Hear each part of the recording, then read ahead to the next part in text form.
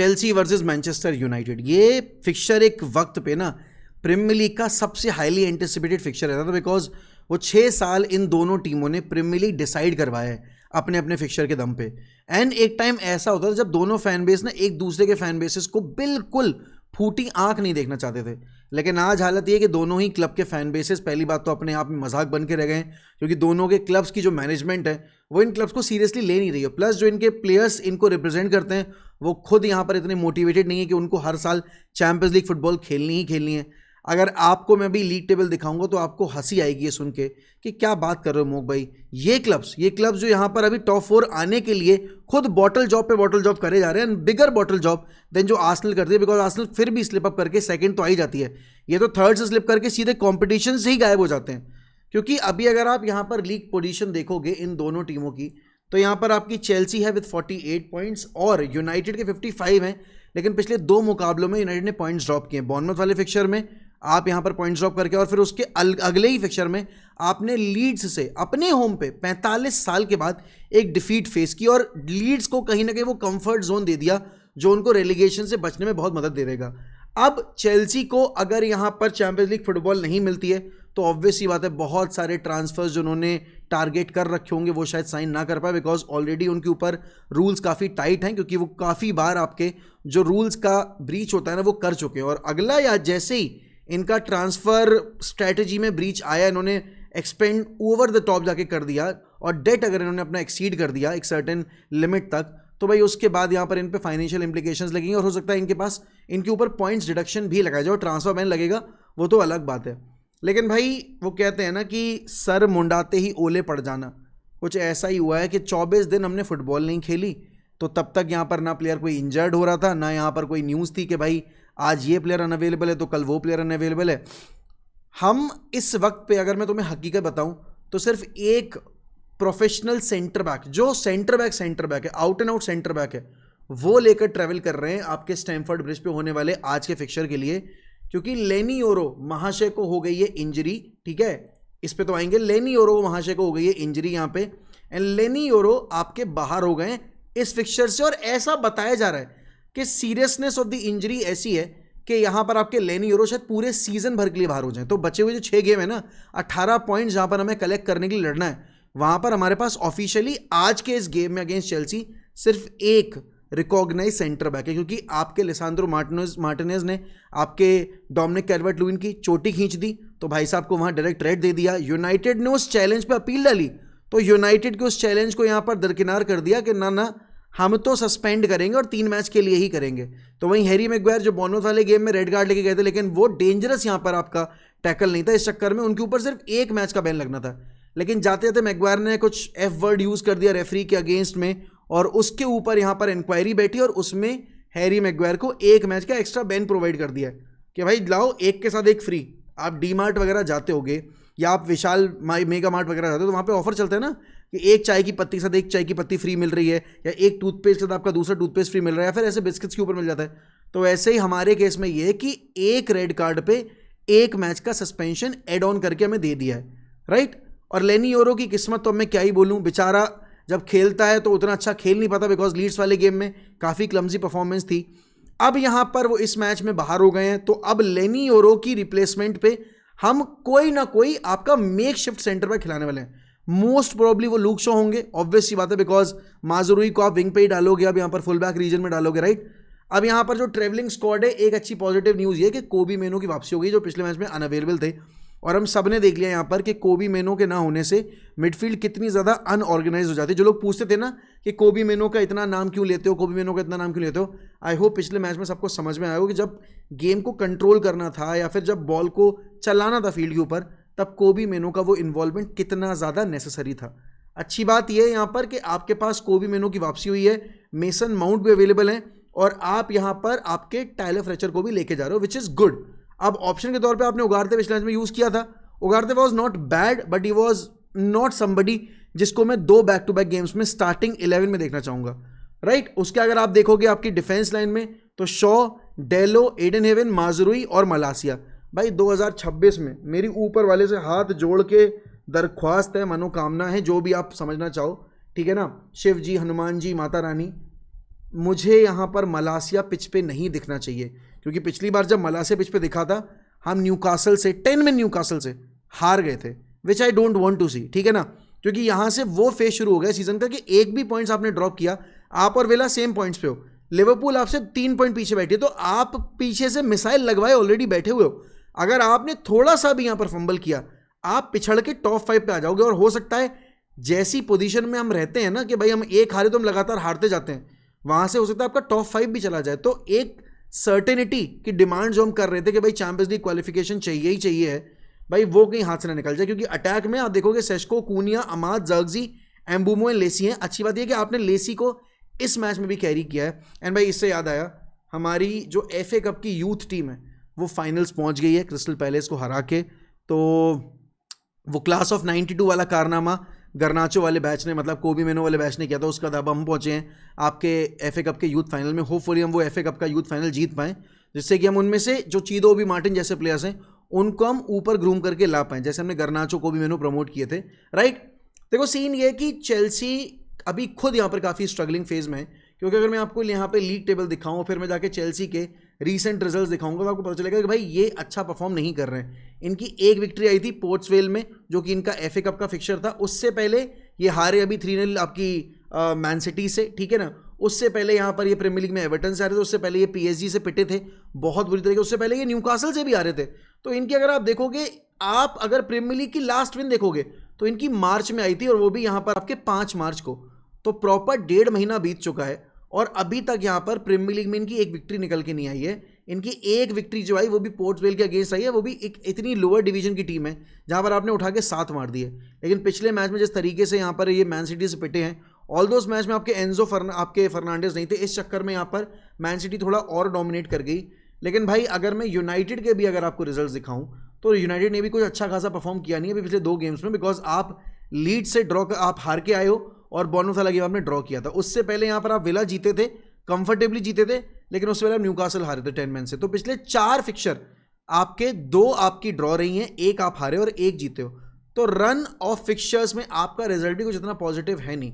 ऊपर से आपके क्लब में अगर ऐसी इंजरीज हो जाएं तो आपको पता है आपको क्या करना है, क्योंकि सेंटर बैक के मामले में डिलीट कहाँ गायब हो गया हमें पता ही नहीं चल रहा है। बट अनफॉर्चुनेटली सीन ये भी है दोस्तों कि यूनाइटेड यहाँ पर सिर्फ अपने डिफेंस में नहीं, कहीं ना कहीं अपने अटैक में भी स्ट्रगल करेगी। बिकॉज अब आपको एम्बूमो को स्टार्ट देना है या अमाद को स्टार्ट देना है, वो कैरी के ऊपर डिपेंड करता है। सेस्को ज़्यादा इंपैक्टफुल आपको कहाँ से लग रहा है, फ्रॉम द बेंच या इन द स्टार्टिंग 11, वो आपको डिसाइड करना है। एंड कूनिया के क्योंकि पोजीशन पे कोई कंपटीशन नहीं है, तो वहाँ पर ऑलरेडी कंप्लेसेंसी काफ़ी ज़्यादा है। इकलौती पोजीशन जहाँ पर कंपटीशन ना होने के बावजूद परफॉर्मेंस का जो लेवल है वो डाउन नहीं होता है, वो है ब्रूनो फर्नांडिस की पोजीशन, राइट। अब देखो सीन सिंपल है भाई, यूनाइटेड अपना गेम जीतेगी तो डेफिनेटली यहाँ पर वो अपनी जो 3rd पोजीशन है वो सीमेंट कर पाएंगे। क्योंकि अगर मैं आज के दिन होने वाले मैचेस की बात करूँ, मतलब इस गेम वीक में, तो देखो सबसे पहली चीज़ यहाँ पर आपकी विला का जो गेम है, विला खेल रही है सनडरलैंड से। Sunderland is not an easy team, right, क्योंकि अभी उन्होंने यहाँ पर आपके if I am not wrong Spurs वाला फिक्चर जीता था, राइट। और स्पर्स वर्सेस ब्राइटन, भाई स्पर्स का जो फटे हाल अभी सीन चल रहा है यहाँ पर, अगर मैं आपको लीग टेबल दिखाऊं, भाई स्पर्स रेलीगेट हो जाएगी अगर इन्होंने पॉइंट्स यहाँ से पिक करने शुरू नहीं किया। बिकॉज ब्राइटन फिर भी काफ़ी सेफ पोजीशन में है, आप देखोगे यहाँ पर 9 पोजीशन पे है 46 पॉइंट्स, और स्पर्स 30 पे है, उनसे ऊपर वेस्ट हैम। और वेस्ट हैम का अगर आप यहाँ पर गेम देखोगे तो वेस्ट हैम खेल रही है आपकी क्रिस्टल पैलेस से, जो खुद अभी अच्छे रन ऑफ फॉर्म में नहीं चल रहे हैं। तो अगर वेस्ट हैम ने यहाँ भी पॉइंट्स निकाल लिए, it is going to be hell crazy for Tottenham Hotspur. But coming back to our game, मैं देखो काउंटर्स पे हमें थोड़ा लीथल रहना पड़ेगा। अगर मैं रीसेंट टाइम में इस फिक्चर पे जाऊं यूनाइटेड वर्सेस चेल्सी पे और इनके मुकाबले देखूं, तो आपको पता चलेगा भाई कि ये मुकाबला ना प्रीमियर लीग में अगर आप देखोगे तो ज़्यादातर ओकेजन पे ड्रॉ रहता था। बट रीसेंट टाइम में आपके पिछले 5-7 फिक्चर्स में आपके रिजल्ट आने लगे। जैसे पिछला फिक्चर हम जीते, दोनों टीम को रेड कार्ड मिला था, आपको याद होगा, ठीक है। उससे पहले यहाँ पर चेल्सी जीती थी, उससे पहले यहाँ पर ड्रॉ हो गया था, उससे पहले चेल्सी जीती थी, वो ड्रामेटिक फिक्चर जहाँ पे पेनल्टी भी मिल गई, फिर एक कॉर्नर पे गोल खा लिया था आपकी यूनाइटेड ने, एक ब्लूटूथ पेनल्टी जो दी गई थी, उससे पहले हम जीते थे, उससे पहले हम जीते थे। तो अभी रीसेंट, लेकिन उससे पहले अगर आप देखोगे 1 2 3 4 5 फिक्चर लगातार ड्रॉ भी हुए थे। ये फिक्चर दोनों टीमों के लिए इंपॉर्टेंट है, बिकॉज दोनों टीमें यहाँ पर अपने चैंपियंस लीग का जो एस्पिरेशन है वो दिमाग में रख के फुटबॉल खेलेंगी। और अगे लियम रोजनियर के ऊपर प्रेशर बहुत ज़्यादा है। ऑलरेडी इकबाली यहाँ पर कबूल कर चुके, उन्होंने इस सीज़न में आते में ट्रांसफर्स को लेके काफ़ी ज़्यादा गलतियाँ की, मैनेजरियल अपॉइंटमेंट को लेके गलतियाँ की, मतलब कबूला नहीं है बट इनडायरेक्टली उन्होंने वही बोला कि हम अगले बार से इन चीज़ों का ध्यान रखेंगे। आने वाली समर विंडो से हम इस चीज़ का ध्यान रखेंगे। अब तुम ये देखो कि एक तरफ चेल्सी के फॉर्मर मैनेजर कोवेंट्री को प्रमोट करा के लेकर आ रहे, 25 साल के बाद कोवेंट्री की वापसी हो रही है प्रीमियर लीग में। फ्रैंक लैम्पार्ड ने कोवेंट्री के साथ एक अनएक्सपेक्टेड सीजन प्रोड्यूस किया है and he is taking his team into the premiere League next season में। तो it will be very interesting to see कि यहाँ पर अब चेल्सी क्या लियम रोजिनियर के साथ ही कंटिन्यू करेगी, because Chelsea has become a feeder club भाई। कल हमने बाबा के साथ भी जब स्ट्रीम की थी, उन्होंने भी बोला कि he is very disappointed and as a rival भाई आई एम तो very disappointed. But set pieces हमारी स्ट्रेंथ रही है भाई, हमें उस चीज़ पे कैपिटलाइज करना पड़ेगा। We have to make sure कि हम चेल्सी को बुली करें।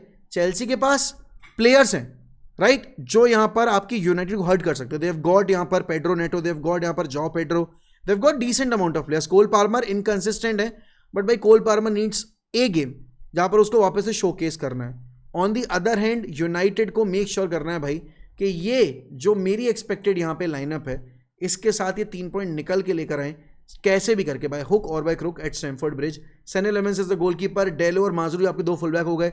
अब आप मलासिया को ना डालो, वही आपकी बेहतरी होगी। अब प्रॉब्लम ये है कि हमारे पास सेंटर बैक पे खिलाने को कोई फिर ऑप्शन नहीं होगा। या तो हम एक काम करें कि भाई इन दोनों को स्टार्ट तो दे दें और कैसेमीरो को यहाँ पर बेंच पे डाल के, या कैसेमीरो को हम यहाँ पर पहले सेंटर मिड यूज़ करें, फिर बाद में अगर इनमें से कोई खराब करता है तो उसको हम सेंटर बैक पे डाल दें कैसेमीरो को, और उस प्लेयर को हम बाहर निकाल लें। और फिर उस केस में हम माउंट को डाल सकते हैं कैसेमीरो की पोजीशन पे, या फिर हम कूनिया की पोजीशन पे, जो भी है scene. But United need to be very lethal, क्योंकि ये बड़े गेम्स में अगर आप रिजल्ट निकालोगे टीम का मोराल अप होगा। ऑब्वियस ही होता है, डायरेक्ट 6 पॉइंटर गेम है यहाँ पर, तो उसमें आपको फायदा भी मिलेगा, क्योंकि आप अपने कंपटीशन में ही जो यूसीएल क्वालिफिकेशन करने की एस्पिरेशन ले रखे हैं उनको आप पछाड़ोगे, तो वो बहुत ही इंपॉर्टेंट फेज बन जाता है आपके लिए। बट देखो मैच के अलावा भी बहुत सारी चीज़ें होती हैं, और मुझे देखो अगर मुझे इस गेम में अपना ओपिनियन देना हो, मैं यही कहूँगा कि this team is very good on paper, this team can beat any team in the premiere league. But बात वही है, पिछले 2 मुकाबले जैसे आप खेले हो अगेंस्ट बॉर्नमथ और अगेंस्ट लीड्स यूनाइटेड, कॉन्फिडेंस थोड़ा कम है। प्लस क्योंकि चेल्सी हर्ट होकर आ रही है पिछले इतने सारे मुकाबलों में, तो वो कहते हैं ना कि भाई लॉ ऑफ एवरेजेस भी काम करता है। तो क्या वो लॉ ऑफ एवरेज हमारे अगेंस्ट में काम करेगा या हमारे फेवर में काम करेगा, वो हमें अपनी किस्मत खुद लिखनी पड़ेगी। लेकिन भाई एक खिलाड़ी है जो अपनी किस्मत यहाँ पर लिखना चाह रहा था, बट अब उसकी किस्मत ने पलटी मार दी, और वो खिलाड़ी आपके मार्कस रैशफोर्ड। ना बार्सिलोना ने अभी तक क्या है ना, यूसीएल मैच से पहले काफ़ी ज़्यादा होप रखे थे कि चलो ठीक है रैशफोर्ड को साइन कर लेंगे, वेजेस वगैरह नेगोशिएट कर लेंगे, लेकिन उन्होंने साफ अपना जो मैसेज था वो डिलीवर कर दिया है कि या तो 30 मिलियन पे करो, नहीं कर पा रहे हो तो हम यहाँ पर इफ बट्स एंड मेबीज पे ये डील नहीं करेंगे, हम रैशफोर्ड को वापस बुला लेंगे। And because United will be qualifying for the champions league, Rashford के भी तौर तरीके, रैशफोर्ड के भी हाव भाव थोड़े बदल गए हैं। He is also ready to come back and play for United if he is been asked to do so. I don't think यहाँ पर जो ब्रिजेस बर्न हो चुके हैं उसके बाद यूनाइटेड मैनेजमेंट रैशफोर्ड को बोलेगी आ जा भाई खेल ले हमारे लिए, क्योंकि वो किसी भी तौर पे सेंसिबल डिसीजन होगा नहीं।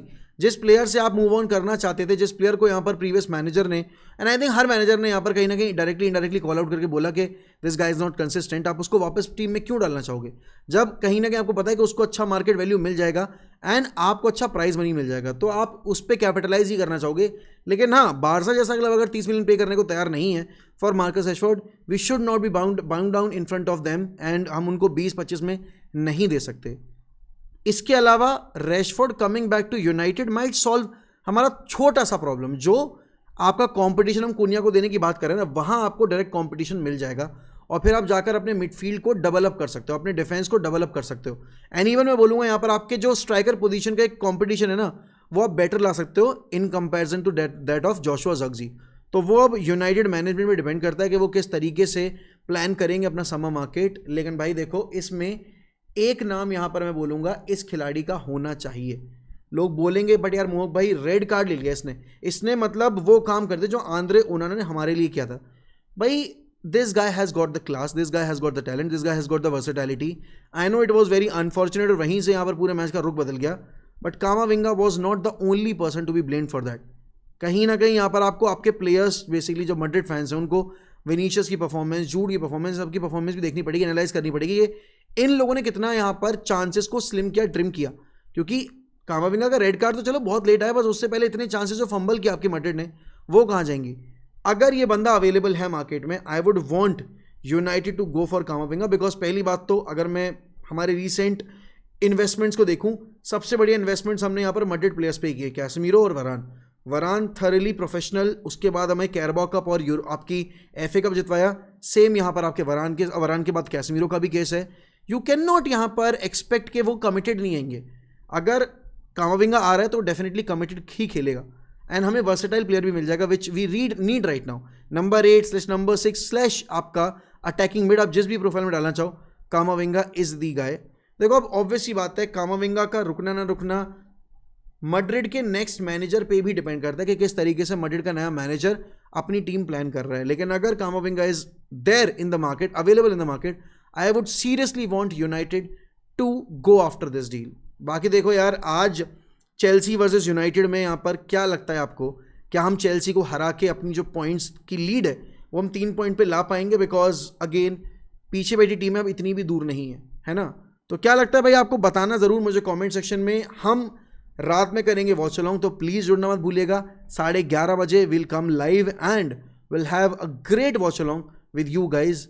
अब देखो आपके जो भी ओपिनियंस हैं यहाँ पर रैशफोर्ड सिचुएशन को लेकर, बाकी सिचुएशन को लेकर, आज के लाइनअप जो आप प्रेडिक्टेड कर रहे हो वो क्या होगी, वो सारी चीज़ें डाल दो कमेंट्स में, लाइक कर दो वीडियो को और यहाँ पर सब्सक्राइब कर दो 1MUFC को फॉर डेली फुटबॉल कंटेंट। बाकी इसी के साथ मैं आपसे लूँगा अलविदा, मिलता हूँ आपसे बहुत जल्दी, तब तक ध्यान रखिए अपना, bye bye and take care.